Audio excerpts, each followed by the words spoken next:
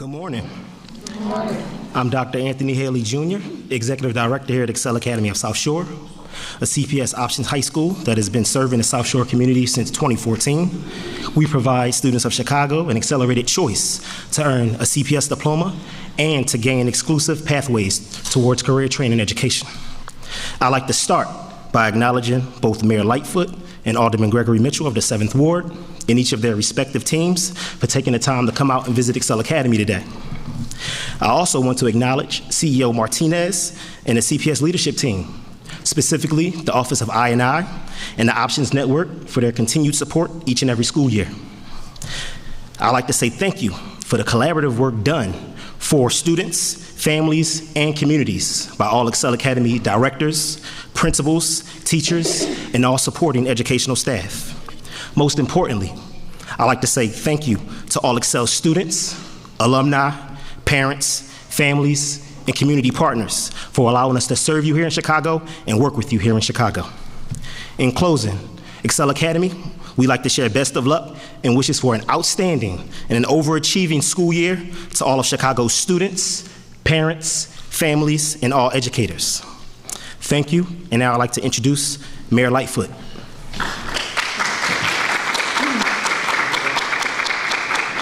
Thank you, Executive Director Haley, and good morning, everybody. It's great to see you.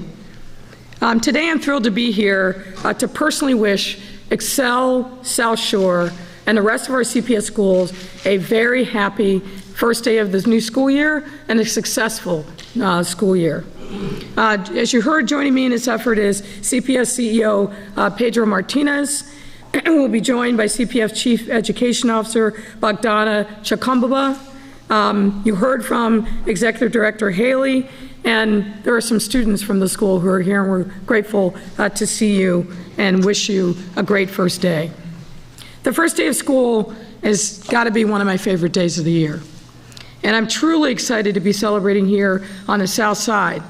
I've had the good fortune today to travel all over the city. Started off on the far north side, went to the west side, and now here on the south side, across our great city. And what I've seen is this. I've seen excited students, parents, principals, teachers, and staff.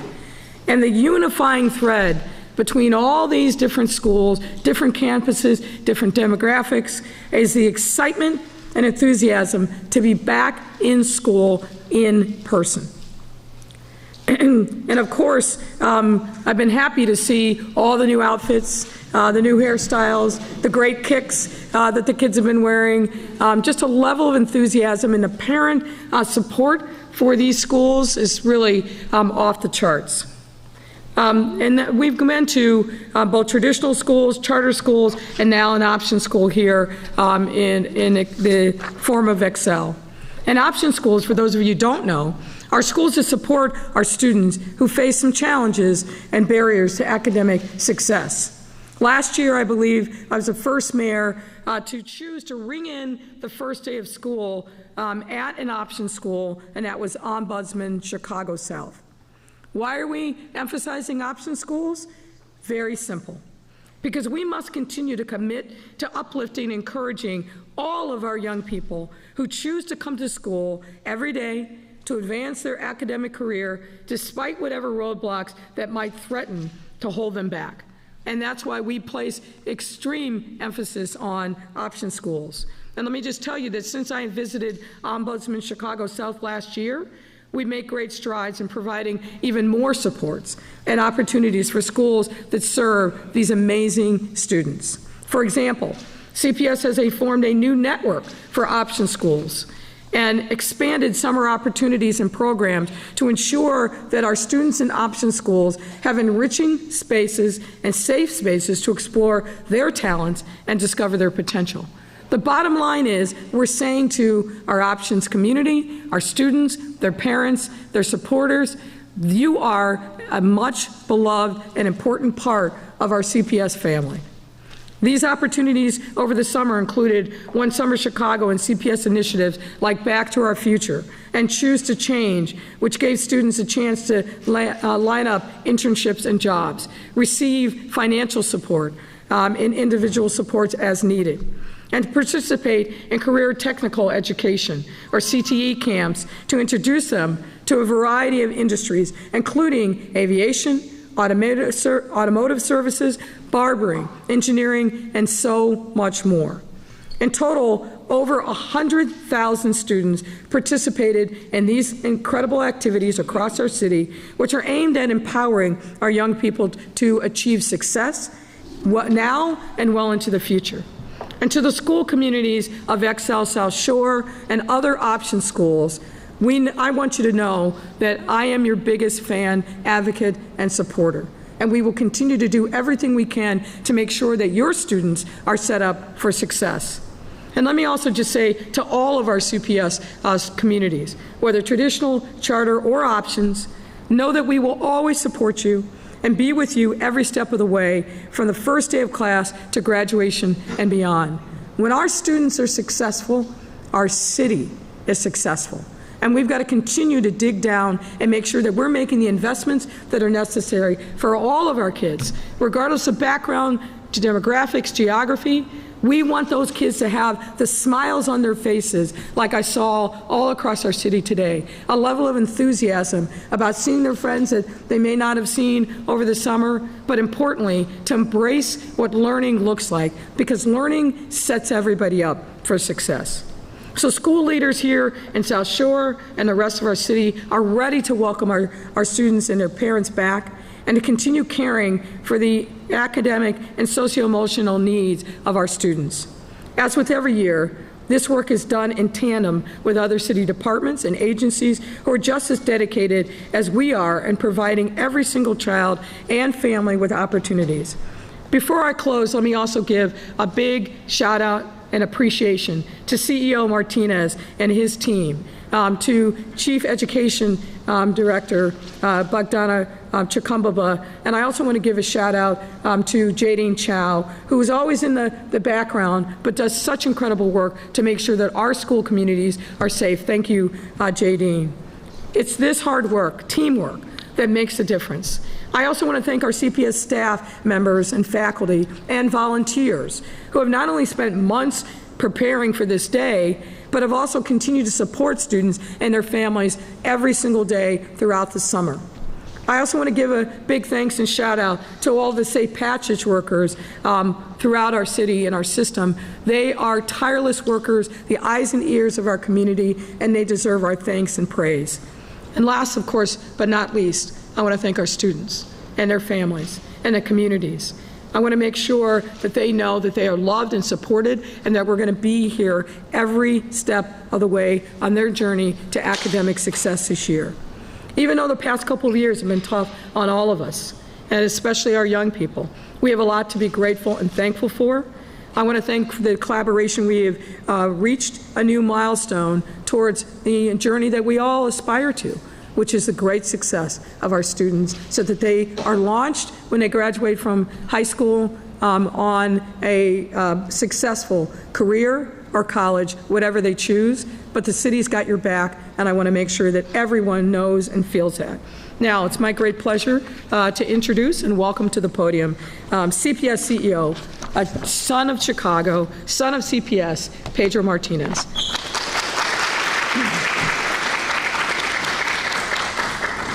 Thank you, Mayor, for that kind introduction and for being such a strong advocate for our students and families. I also want to thank our Executive Director, Principal Haley, for hosting us here at Excel South. I have to tell you, this is my first official opening of a school year for CPS in this role, and I just couldn't be more excited. I love seeing our students. I love, even through the mask, I can see the smiles and the pride. We've seen children of all ages. We had some preschoolers that were crying because it was their first day of school. By the way, the parents are crying as well, probably even more. But there's just nothing more exciting than welcoming our children. And from today onward, we'll be working tirelessly. As the mayor said, I have an amazing team to make sure that this is not only a strong recovery year, but one of the strongest ever in CPS's history. We're focused on our core value of equity to ensure that every student in every neighborhood sees strong academic growth through community engagement and resources that are tailored to children's unique needs. This is one of the reasons we're starting today at an option school, and I want to thank the mayor because she pushed us to do better. So you have to do better, especially by our option students. And because of her fierce advocacy, this has led to not only us creating a network where there'll be a lot more support for our students, but what I love is the prioritization of our students. For example, prioritize for summer programming, prioritizing for slots with our community colleges. Because I'm the oldest of 12, 10 of us still alive, and each of my siblings, some of us took different paths. Some of my siblings, it wasn't a straight path right from finishing high school right to college. They took some different paths, but they found their way. And I know with the supports we're providing for our students, they will find their way. They will hit their potential. Our strong commitment to our option students reflects the vigor in which we'll be approaching a number of key issues this summer, from student safety to COVID-19 protocols to ensuring that all of our students have high-quality teachers and staff. I said earlier, I expect this to be one of CPS' strongest years ever, and I'm sure the top question on your mind is, how are you going to do that? This school year, we'll be introducing a 3-year blueprint. The blueprint is centered on our priorities, directly with our working with our school communities and listening closely to them as we reimagine how schools reach their new heights. Based on the community engagement we've done so far, we're entering this new school year with a number of priority areas that we can't wait to make progress on. These priorities include ensuring that every school has a high-quality academic and as well as enrichment offerings, expanding career awareness, ensuring that our schools are attractive to our students, implementing a continuous connected system for early literacy, and having exploration programs with real-world learning opportunities aligned to workforce needs. And I look forward to sharing more details on this blueprint with our staff, parents, and community partners. But going back to today, again, I couldn't be more excited to welcome our children. And I know that we're going to get a lot of questions on some of the challenges we have, but I'll just share with you, overall, our staff, first of all, I've been working around the clock to make sure buildings are ready. We're ending up, we're starting the year with a higher number of staff at all levels, especially teachers, compared to last year. And this is the first day. So the work is going to continue. And what I love is that last year, even when we finished the year, we had stabilized our academics. We were starting to see already metrics starting to rise, going on an upward trajectory, especially at our high school level. We're expecting this year, last year's class to have a record level of scholarships. Oops, looks like that was a balloon. A record level of scholarships, and so we're going to be presenting to the community the more of these stats as we go into late September. So we see us building from last year's strength and even getting even that much stronger this year. In closing, I want to first thank our amazing team, because we have, from the mayor said, from our safe passage workers, which we were with them, and I tell them it's easy when the weather is this nice to be out there, but they're out there in the wintertime, they're out there when it's raining, making sure that our children feel safe going to and from school. Our custodial staff, who have been working around the clock to make sure the buildings are ready. Our transportation staff, who have been working around the clock, and I know I have some questions about transportation that I'll be happy to answer, but making sure we're routing more students than ever for the first day of school. And of course, our department is just getting teachers ready, whether it's professional development or even getting them onboarded into the district. So we just have an amazing team. I know I'm going to ask Chief Bogdana to say a few words just to say hello to everybody, but I know she's been going, by the way, running around all morning with going to schools as well. So my right-hand person, let me introduce our Chief Education Officer, Bogdana Chukumovan. Good morning, everyone. Really excited to be here. It is a very special place, where our students get an opportunity to thrive and to reconnect with their pathways and their future. So I'm really excited about today, first day of the school year as a Chief Education Officer. Really excited for our students, for our teachers, for our principals and school communities. Looking forward towards a strong recovery year, both for academic recovery, but also really reconnecting, building strong relationships among students and staff, and focusing on social emotional learning and supports for children, for staff, and for communities. So thank you so much. Really excited. We'll now be happy to take your questions. All right, thanks a lot, CEO Martinez. Thanks, Mayor. Members of the media, Alejandro and I will be passing down the mics. 2 questions per reporters. We're going to start with On Topic with Adriana from the Tribune. Hi, I was just wondering what you would say to parents who might be worried, teachers and staff who might be worried about their students' safety as we return to the school year, especially considering Highland Park and Uvalde, those are still fresh in the memory of the nation and of the city. So I was just wanting to ask about that. Well, thank you for asking that question, because as we saw the tragic events of Highland Park over 4th of July, and obviously we are continuing to grieve for the families in Uvalde, one of the things I ask our team writ large at CPS, CPD, CFD, and OEMC is, what are the lessons that we can learn from that experience, and put together a series of meetings to make sure that we were on point with anything, because we didn't want to have any challenges coming into the school year. JD, I'm going to ask you to come up, if you don't mind, to talk a little bit about the specifics. But we did, I think a tabletop or live drill, I should say, last week to make sure that we were all on point in the event that there was any issues.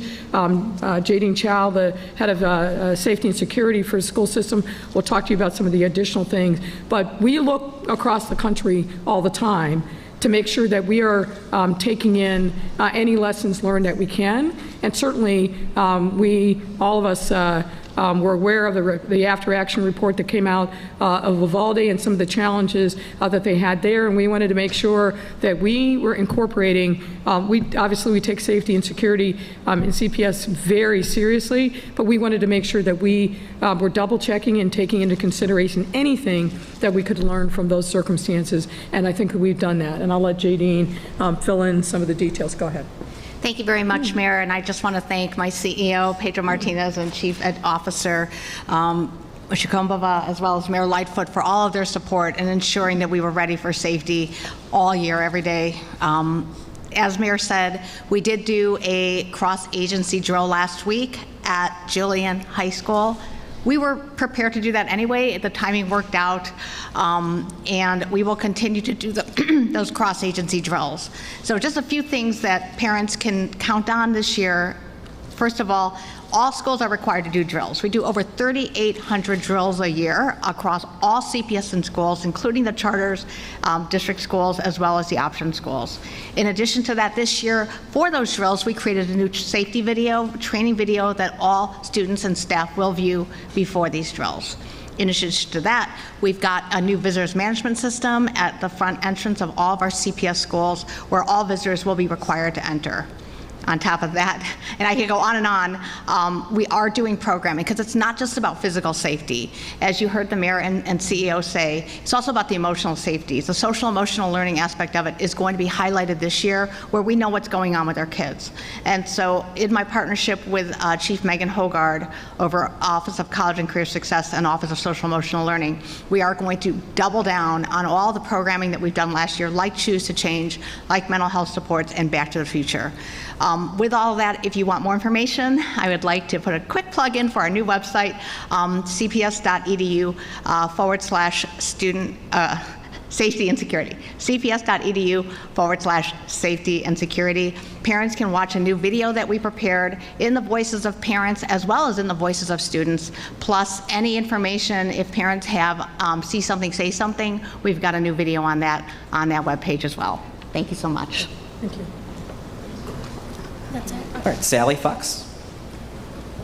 Hi, CEO Martinez. When we spoke, I think it was last week, you said you needed about 1,000 teachers still. Where do we stand with staffing right now? Yeah, so let me give you a couple of quick stats. We are officially today, we're starting about 170 teachers more than we had last year in schools right now. We're onboarding another 130, almost 140 teachers. So we're going to be this week 300 over last year.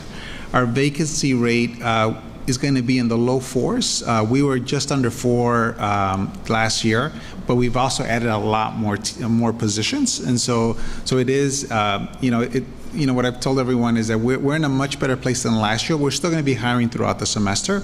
We also are starting. We have cadre substitutes that are individuals that we can put in assignments for long term, so months versus day to day. And we also have raised the pay rates. They're actually starting now at a salary of a first-year teacher, which is the highest we've ever done. So that's also allowing us to attract more. These are, by the way, certified teachers that for whatever reason, they don't want a permanent assignment. They want their flexibility. And so we're also doing that as well. So I feel overall confident. There's going to be we'll look at individual school issues here and there, but overall, I feel very good. I'll give you another example because I know I might get this question ahead of time. The concern about we won't have enough teachers for intervention teachers. Overall, we're actually in a really good place.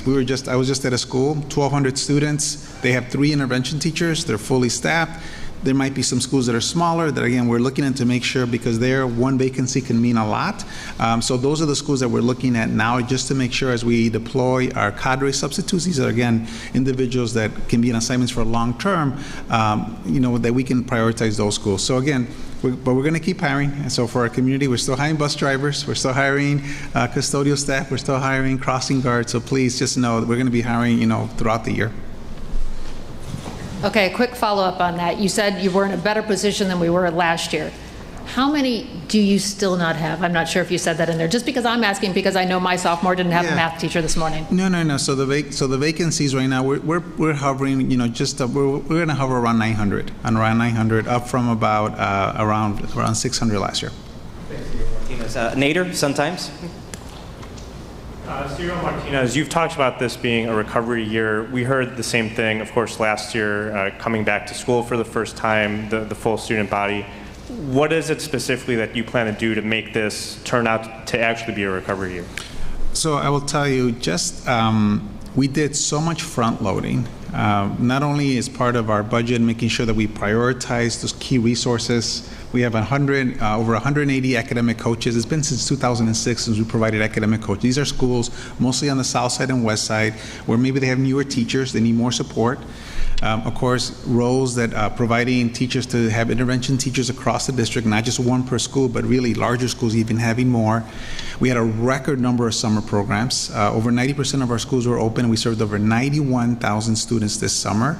The vast majority of that programming was enrichment programming, so really just getting students to get excited about school. So all those have been front-loaded. And I'll tell you, overall, even though we still have some challenges, COVID is still with us. It's a tight labor market. When you go to our schools, you could feel just a difference. You could feel a sense of excitement, a sense of hope. Now, I'll tell you what my chief education officer and myself always talk about. Again, when we tell our principals and teachers, you're feeling good right now, we're going to make sure you experience it. So that's really the goal, is to make sure that we continue to work with our schools, problem solve. But in most areas, like I said, we feel we're in a much better place than we were even, last year. So you might want to add, and put in the context that vacancies, 23,000 teachers. Yeah, so I'm sorry. So Mayor made a great point. Again, remember, we added over 500 additional teaching positions, so we're almost at 22,000 teaching positions. So again, when we say we have a vacancy rate, we're going to have about 900, that's on a base of 22,000. The other thing also you have to keep in mind is the way we do our budgets, and this is a good thing for stability, we budget based on last year's enrollment. And we already know that we're going to see another decline this year. We don't expect the decline to be as significant as it was during the pandemic years. We still see a decline. So it's really, when you talk about individual schools, again, we have to go school by school to really see what's happening there. And to your point earlier about, your son, we are, definitely looking at math and science positions, because that's always been a struggle. But that's always been a struggle even before the pandemic. And heading into the winter, do you feel you're ready for any COVID-19, any new waves that come? Last year, obviously, we know what happened with the Omicron variant. Of course, the pandemic has humbled me as a leader, because every time I thought I understood it, a new variant came, and you know, it's just, so I'll never say that, you know, I'm 100% confident. But I will say this, we've learned a lot as a nation. The fact that we can now keep our children in school, even when there's cases in classrooms, and we know that as long as we master in that 10-day period, that they can be safe. We did our own initiative right after the Christmas break. We eventually had it at more than 40 schools. We had it throughout our summer programs. And what we saw was that whenever we had cases in school, we had the children stay in school. We had them take take-home tests. Over 98.5% of the students never contacted COVID, even though there had been cases in their schools. But we followed, again, these rules of, you know, making sure the children had masks during that 10-day period. And then, of course, we also had, and we have right now, plenty of home tests available, plus we'll have our weekly screening testing. So, you know, you never say that you're fully prepared, but again, where we're at today is just such a different place than we were last year, both in our safety protocols and what we know about the pandemic. So I'm excited that the vast majority of our students will be able to stay in their classrooms learning in person, and there'll only be positive cases or children with symptoms that we'll have to isolate at home, and we'll still be ready to support them at home as well. Sarah Karp, WBEZ. My first question is what you guys are hearing today in terms of attendance. I know first day attendance is really important to teachers and Yeah, you know, Sarah, it's a little early. So again, we'll be monitoring that. You know, so we'll get a sense. Really, it'll probably take us at least this week just to get a sense of what that's looking like. So you know, hopefully we'll have more details as we end the week. My second question is that there's actually been a lot of controversy around option schools, and even talk at one of the board meetings recently of whether options programs should be outsourced to for-profit companies, as is done here. And also I noticed that the attendance in option schools was very low last year. And I'm just wondering how sustainable are option schools like Excel, you guys being here? You know? So I think first of all, one thing should be really clear. Our priority is always going to be to make sure students just have the ability to reconnect. For so many of our students in option schools, again, I saw with my own siblings, you know, not everybody takes the same path. And many times, especially when things happen in life and students have to, they get disengaged for a short time, it's not always easy to come back to us. And by the way, that's true at every district in the country. So what I love about our option programs, it gives those students that ability to do that. That will never go away in CPS. We'll always look at our school models. We're always going to look to see where do we see more success. What I love about what we're doing today is, first of all, more intense supports. So making sure that we are following up with students that for whatever reason we're seeing a higher absenteeism rate. So that's going to be provided centrally by our academics team. In addition, through the support of the mayor, a prioritization of services for these students. So whether it's jobs, whether it's mental health supports or social and emotional supports, there is a prioritization not only from CPS but from the city, and that has never been. We've never seen that before Mayor Lightfoot. So I'm optimistic. I'm optimistic. Chancellor Salgado already has said, any of our students in the option schools, you have a free tuition. You will not pay one penny to go to the community college, and so that's going to be my push for our students: is get your high school diploma with us. Let's talk through what your plans are, and there's plenty of work pathways that we can support you with. And again, you're going to be prioritized, and I think that's the way it should be. Mauricio? Let me, if I may, just comment on that last question. My support of option schools is unequivocal. We need these schools to be successful because they're our kids. And we need to make sure that we provide even additional resources to support the option schools community. Of course, we'll hold them accountable to the same high standards that we do all of our schools, whether traditional or charter. But we need to make sure that these schools are successful, because if they are, then our students are successful. Our students, our kids, our residents. And we need to make sure there is no ambiguity about what our supports are for these schools. And as long as I'm mayor, we're going to make sure that our option school students have every opportunity to succeed. So I wanted to make sure that that was quite clear. Thank you. Thanks, Mayor. Mauricio?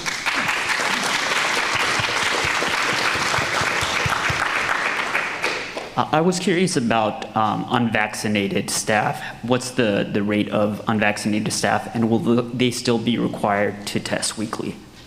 Yeah, so we do We're going to continue to encourage testing. I don't know if we're going to require, but we're going to continue to encourage it. It's a very low percent. It's less than 5% of our staff, and almost all of them, if not all of them, have literally religious waivers, medical waivers. We work with them. So I'm actually very optimistic on that front, that I don't see that as a challenge. And now with the new CDC guidance, they don't have to quarantine. So what's great is that even if there's a case, what challenges last year was whenever there was cases, our staff and our children had to quarantine. That no longer will be the way it works in this new school year. So that's exciting to me as well, is that we also know even from our own work, again, very little transmission in schools, in classrooms, and they'll be able to stay as long as, again, we wear a mask during that 10-day period. I was hoping to get a sense of the transportation status. I know that there was some work that was done during the summer to ensure that those requests were being met. Can you tell us a little bit more about how many of those requests are being made or being met, and how many of those are outstanding? Yeah, so the good news is that we've done a few things. So we still have a national labor shortage. That, by the way, that's the area, it's still the area they struggle with the most, because, I wish we had an ability to waive CDL licenses, because that's the biggest challenge, is to attract, to get workforces. People, it takes a while for you to get your license. But with that, not only do we have the bus drivers, not only do we also have vans, we also have taxi cabs. We've raised our rates for drivers, so we were at $16 to $20 an hour. So I was seeing, even in the early summers, I was seeing some of my drivers going over to the suburbs, and I said, what the heck is going on? And I found out that we weren't competitive. So we immediately started changing that. So now it's starting at $20 up to $25. That is creating stability among our drivers. We're still going to keep hiring. We're right now, we had initial deadline for June to route children. We moved that deadline to the end, closer to the end of July, to make it easier for families. So we have routed now over 15,600 plus students. That's the largest amount we've routed this early. So the families that will have to wait, and it's only going to be a few weeks, are families that we got after July. We do have some long routes. Over 80% are under an hour, but we still have some routes. There's a few that are very, very long, about 2 to 3% that I'm actually looking at myself. And so we're going through each one of those situations. And they vary, frankly. We have some where we're going from, a family might live far, far south, and they're going to, there's a placement in a private therapeutic school that's all the way in the other part of the city. So we're looking at every one of those situations. So again, I just ask families, be patient with us. Give us a couple of weeks. There's going to be opportunities for us to get more efficient on the routes. It just takes us a little while.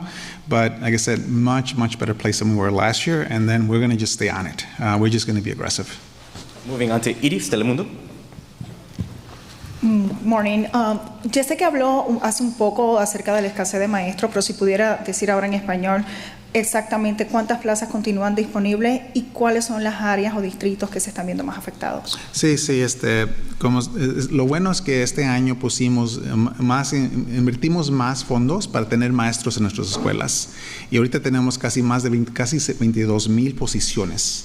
De esas 22,000 tenemos 900 que todavía ahorita queremos llenar, que están vacíos ahorita. Entonces, y de verdad, depende en cuál escuela, porque también tenemos menos niños también. Así que estamos mirando cada escuela donde tenemos posiciones que no tenemos maestros, pero también tenemos maestros que nos llamamos cadre subs, que son maestros que tienen su licencia, pero por cualquier razón no quieren trabajar en una posición permanente. Entonces ellos quieren trabajar y trabajan en la misma escuela por meses. Entonces tenemos también a ese equipo que también vamos a usar. Así que para mí no estoy tan preocupado, pero sí todavía estamos buscando maestros. También manejadores de camiones. I was just saying, again, going back to our vacancy, we have about 22,000 teaching positions. That's an increase from last year, over 500. About 900 we expect to be vacant in the first week of school. We're going to keep hiring, but we also have our long-term substitutes we call our cadre subs that are certified teachers that we're also going to be deploying, especially in schools where we see large vacancies.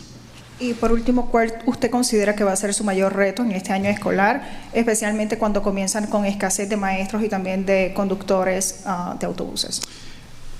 Yo creo que el mayor reto va a ser nomás trabajando con las familias porque ahorita todos se sienten bien, tienen mucha esperanza y también nuestros maestros. Así que queremos mirar, si hay un problema en una escuela, queremos que atacar ese problema muy pronto para que tengan todavía esa esperanza. Y porque yo espero que este año va a ser un año con mucho éxito. I was just asked, what's our biggest challenge? And, really what it is frankly, people are feeling so good right now. There's just a sense of hope. And so we just want to make sure we problem solve any issues at an individual school level so that hope continues, because I do expect this year to be in a strong, strong recovery year. Sarah Schulte, APC. You mentioned the decline in enrollment, which it's been a problem. It probably will be maybe next year as well. Would you reconsider student-based budgeting?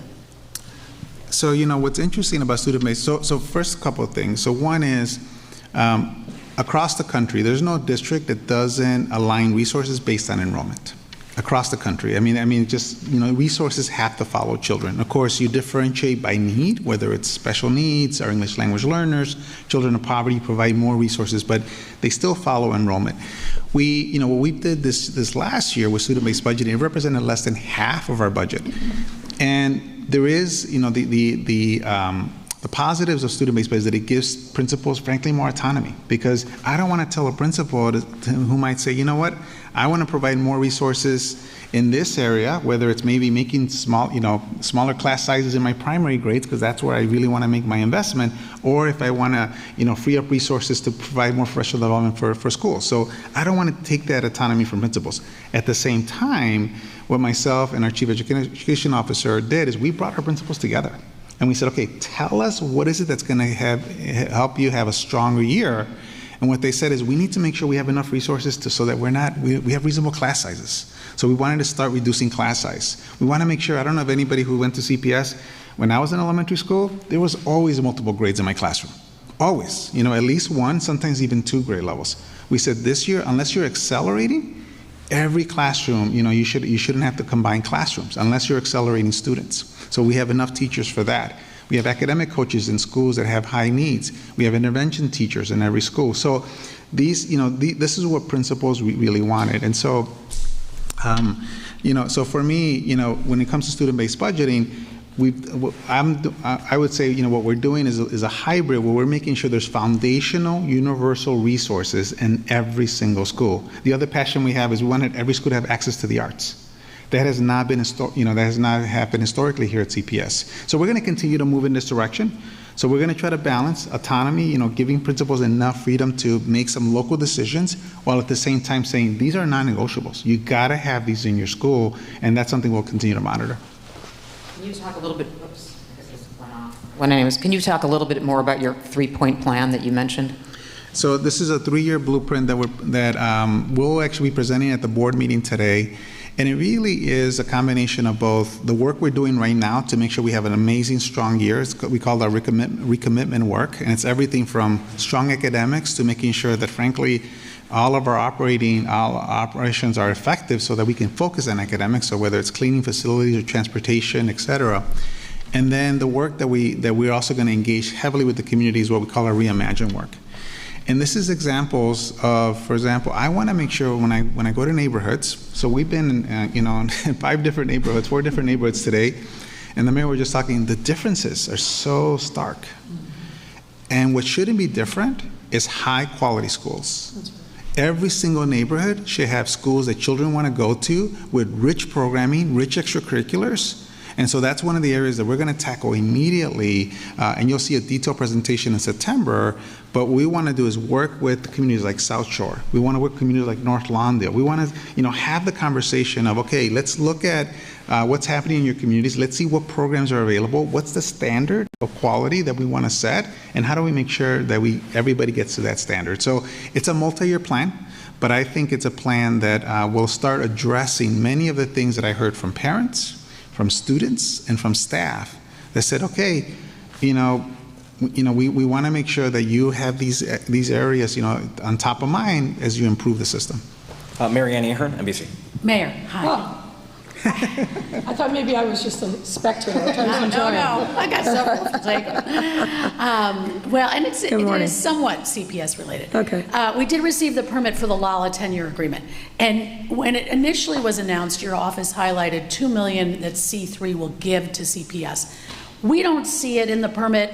Maybe it's there in some other language, but an initial blush looking at it. I think the $2 million, if I said that, I misspoke. The $2 million comes to the city, and then in addition to that, C3, as it has for a number of years, has committed to providing additional resources to CPS.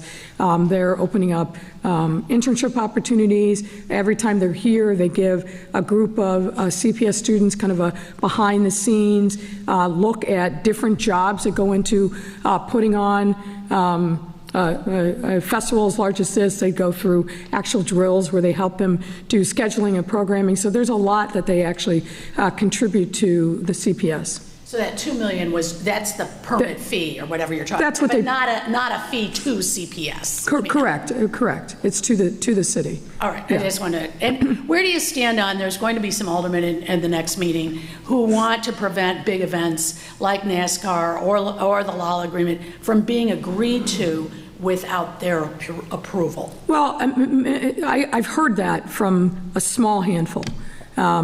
And I think it's a small handful, and we're talking to them. But fundamentally, sometimes we've got to move a lot faster than the city council process will allow. But we're always taking their feedback. We're always consulting with the local aldermen. Obviously, some of these events have been happening for years. You mentioned Lala. There are a number of events in Douglas Park. But fundamentally, what we need to do is make sure we're engaging them very early on in the process, that they understand all the hoops that the various promoters have to jump through. And if there are concerns, we do before action and after action on these events. And as you know, the aldermen aren't shy about making sure that they make their voices heard. But we try to engage them at the beginning, throughout, and then after action. So we want to continue to make sure that we're doing that. May I ask also, last week, because you obviously were away, the playpen. Yeah. Could you talk about that? I will. Should there be some restrictions put in place there? So I'm very concerned, obviously, and first and foremost, I want to extend my condolences to the people that were injured and also the folks that passed away. I think the thing that we've got to think about, and we've been having this conversation since we've seen a repeat of these incidents, is what more can we do as a city to emphasize water safety? People, I think, sometimes forget, because our lake looks like an ocean. It's not. It's a lake. And when you get in, particularly in the deep ends, you sink to the bottom. You're not buoyant like you are in salt water. That's why we usually start off our summer safety press conference in May talking about the need to make sure that people are safe. I think we've got to do some more to re-educate people about the potential dangers of being out in the lake. But also what we've seen is a number of instances involving boating. And I think we've got to do more to emphasize that. I know that there was some work done on that last week while in my absence, but we've got to emphasize to folks, the lake is beautiful. It's what sets us apart from other cities, but you've got to be careful, particularly when you're on the water, whether it's swimming, whether it's boating, or engaging in some other activity. But I am concerned about the rash of incidents that we've seen, I think really just in the last 2 weeks. Thanks a lot, Mayor. Thank you, Mary Ann. Right. Thanks. That's a wrap, everyone. Have a great day. No, he's not worth spending any time talking about. Look, I will just say this. I am continually mystified by somebody who aspires to be the governor of the entire state, who doesn't educate themselves about the facts of the largest city in the state, doesn't educate themselves about public safety in our city and the progress that we've made, doesn't educate themselves about the incredible economic prowess of the city and what we've experienced in 21 and 22. How can you say to the voters, I want your vote, when you don't even do the basics to educate yourself about what's happening in the education, talking about education because we're here now, but the economic engine of the state. By estimates, 50 to 60% of the economy is in Chicago, and if you look at Chicagoland, that's 80%. Really? You don't want to educate yourself about that? And to spread lies and mistruths about what's happening in our city, I would say I'm disappointed, but unfortunately this is a pattern with him and his supporters. They don't want to tell the truth about Chicago. They want to appeal to the lowest common denominator of the Republican base. And newsflash, folks, you won't get elected as the governor of the whole state by pandering to the lowest common denominator and not telling the truth about Chicago. So I'm always going to stand up and advocate for my city, and importantly, I'm just going to say all these folks that are out there who want to aspire to different offices, tell the truth. Just tell the truth. We can have an honest debate about policies, procedures, but tell the truth. Let's start with that. Thanks a lot, Mayor. Thanks, everyone. Have a great day.